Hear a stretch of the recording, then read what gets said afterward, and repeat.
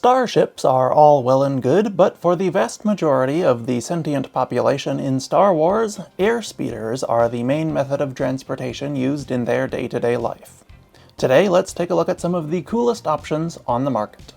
I am Joey from Radio Free Coruscant, and these are the best airspeeders in Star Wars.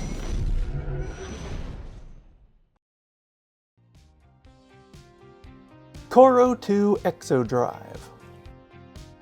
First up is the Desler-Gige Outworld Mobility Corporation Cororo2 All-Environment Exodrive Airspeeder. This was a relatively uncommon vehicle, but its special features made it one of the most useful airspeeders in the galaxy. Unusually for a speeder, it had a sealed and pressurized cockpit with a 2-week supply of cabin air to protect its occupants from hostile environments. It was even capable of traveling through water or space in limited capacities. This made it popular with members of the Mining Guild and other organizations that worked on highly polluted planets, but it would also be good for anyone who doesn't want to get rained on while they drive, something the typical open-topped air and land speeders tend to be vulnerable to. The Cororo2 also had a unique and innovative drive system. Unlike the usual thrusters or ion engines that propel most airspeeders, the Cororo2 used a highly unusual electromagnetic propulsion system. The forward prongs contained devices to ionize the air around them, rendering it conductive so that a series of electrodes along the sides of the vessel could magnetically pull the ship forward through it. While this may sound appealing to environmentally conscious pilots due to its lack of harmful emissions, it had other downsides instead and was not intended for use on inhabited worlds.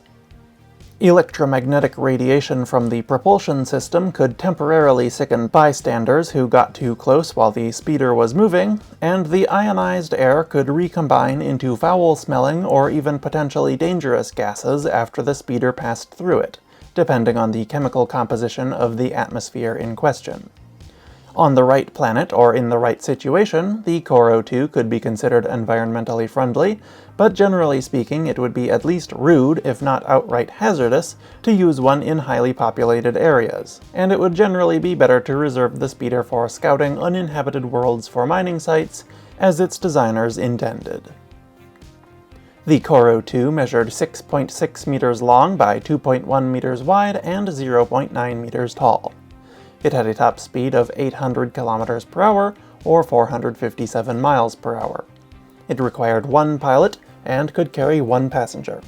It could also carry 80 kilograms of cargo, 2 weeks of breathable air, and about 5 years of radioactive gas for its drive system.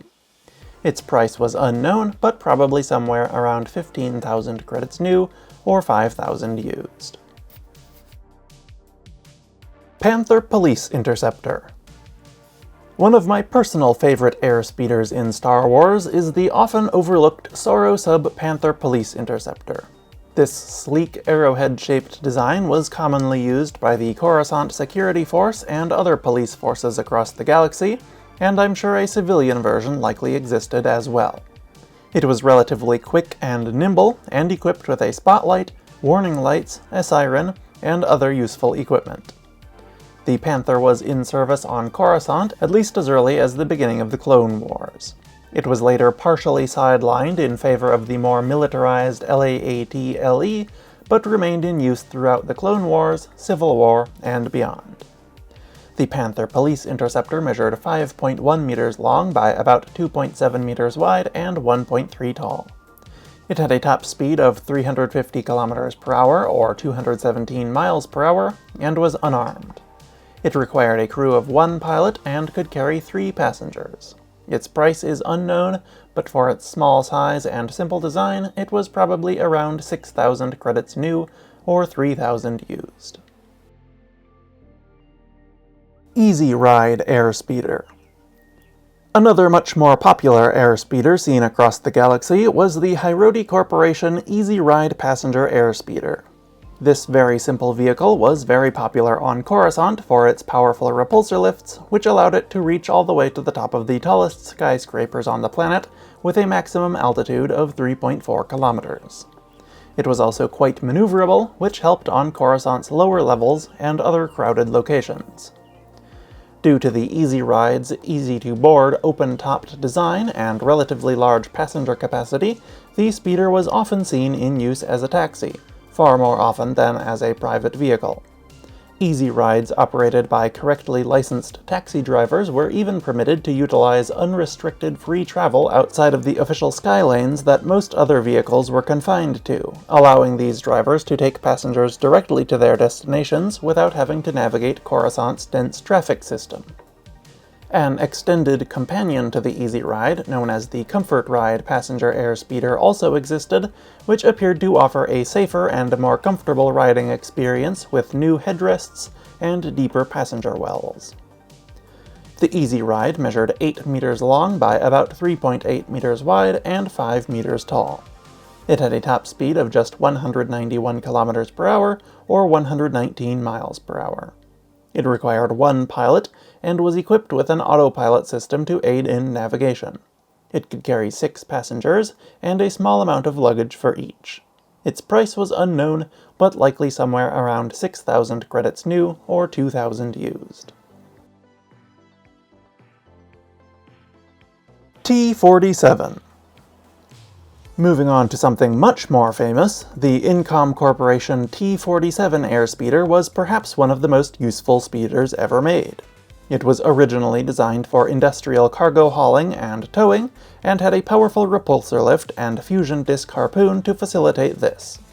The speeder was also given a much more powerful power plant than necessary to give T-47 owners the ability to modify it with whatever systems they may need for their business. A more powerful repulsor lift to carry heavier loads could be a good use of the extra power, as could a tractor beam for more precise cargo handling, or a laser cutter for mining or salvage operations. The high quality and ease of modification of the T-47 attracted the attention of the Rebel Alliance, who purchased a few for defending their ground bases. Several of these were modified into the iconic snow speeders, with laser cannons to defend Echo Base against the Empire, and various thermal protections to defend the craft itself against Hoth's inhospitable cold. Other environments yielded other modified variants of the T-47, such as the Desert Sand Speeder, the Marshy Swamp Speeder, the High Altitude Sky Speeder, and the Underwater Aqua Speeder. To say nothing of all the customization options for different civilian roles not related to its work environment. The T-47 measured 5.3 meters long by 4.8 meters wide and 1.3 meters tall. It had a top speed of 650 kilometers per hour, or 403 miles per hour originally, but could be modified to reach speeds of 1,100 kilometers per hour, or 683 miles per hour. Its flight ceiling was 175 meters, or 574 feet. The vehicle was originally built unarmed, but many operators chose to add 2 forward laser cannons, and some replaced its harpoon winch with a repeating laser cannon turret. It had a crew of 2, but could be flown by just 1 if it wasn't going into combat or hauling a load of cargo. Speaking of cargo, it had no internal cargo or passenger capacity, and its towing capacity is unknown. T16 Skyhopper. And finally, one of the best airspeeders in Star Wars is another Incom product, this time the T16 Skyhopper. These were incredibly versatile, high-performance airspeeders popular with basically every market sector in the galaxy, from racers to planetary militaries to local police to civilians just learning to fly. It was said to be so popular that it could be found on virtually every settled planet in the galaxy.